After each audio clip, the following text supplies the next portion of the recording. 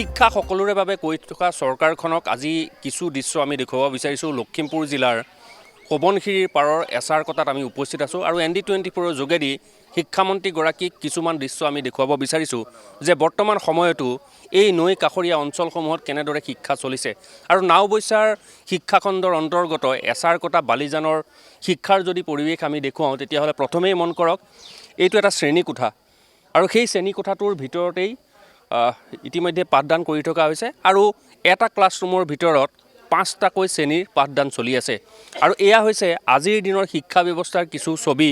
সেই ছবি যদি আমি দেখুৱাবলৈ যাওঁ তেতিয়াহ'লে আমি ভিতৰত প্ৰৱেশ কৰিব লাগিব আৰু ভিতৰৰ কিছু পৰিৱেশ আমি দেখুৱাব বিচাৰিছোঁ যে এটাকৈ কোঠা আৰু সেই কোঠাটোতেই 5টাকৈ শ্ৰেণীৰ পাঠদান বৰ্তমান অৱস্থাত চলি আছে আৰু এই দৃশ্য হয়তো অসমত বিৰল, কাৰণ এটাকৈ শ্ৰেণীকোঠাত 5টাকৈ শ্ৰেণীৰ ক্লাছ চলি আছে আৰু কেনেদৰে চলিছে সেয়া হয়তো আপোনালোকে যদি দেখে তেতিয়াহ'লে বুজি পাব, কাৰণ ইয়াত যিসকল কণ কণ ছাত্ৰ ছাত্ৰী আছে সেই ছাত্ৰ ছাত্ৰীসকলক বিপৰীতভাৱে পিঠিৰ ফালে পিঠি দি তেওঁলোকক বহোৱা হয় আৰু শিক্ষক শিক্ষয়িত্ৰীসকলে এই ক্লাছৰুমটোতেই তেওঁলোকক পাঠদান কৰে।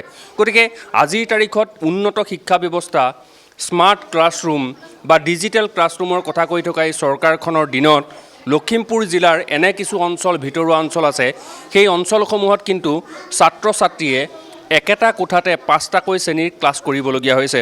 বাইদেউ আছে, অকণমান কথা পাতিব বিচাৰিছোঁ।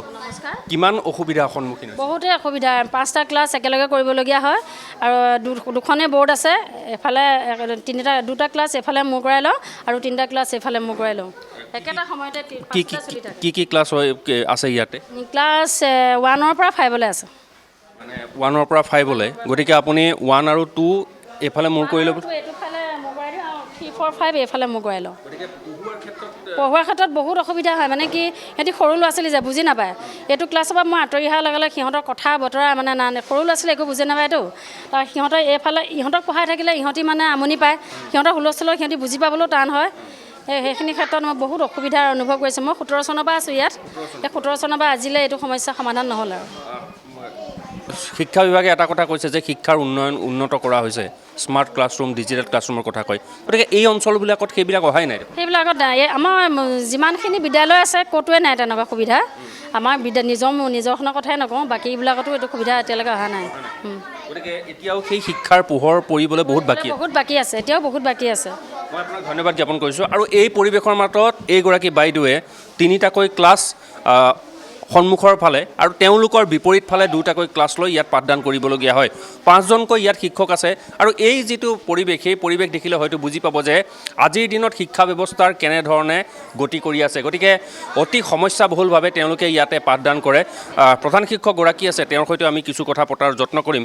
গতিকে এই বিদ্যালয়খনৰ যদি চাৰিওফালৰ পৰিৱেশটো চাই তেতিয়া হ'লেও বুজি পাব যে কেনে এটা পৰিৱেশ ইয়াত বিৰাজ কৰিছে, কাৰণ চাৰিওফালে হাবি জংঘল আছে আৰু নৈ কাষৰীয়া এটা অঞ্চল। গতিকে এই অঞ্চলটোৰ শিক্ষাৰ পোহৰ পৰা কিমান জটিল হৈ আছে, মই অকণমান আপোনাৰ সৈতে কথা পাতিব বিচাৰিছোঁ। সমস্যা কেনেকুৱা ধৰণৰ হৈছে যে ক্লাছৰুম এটাতে 5টা ক্লাছ হৈ আছে আপোনালোকৰ?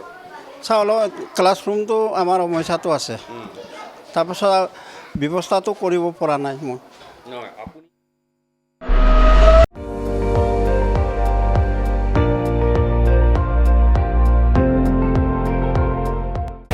আপুনি চাই আছে ND24, সৰ্বশ্ৰেষ্ঠ নহয়, সৰ্বোত্তমৰ দৌৰ।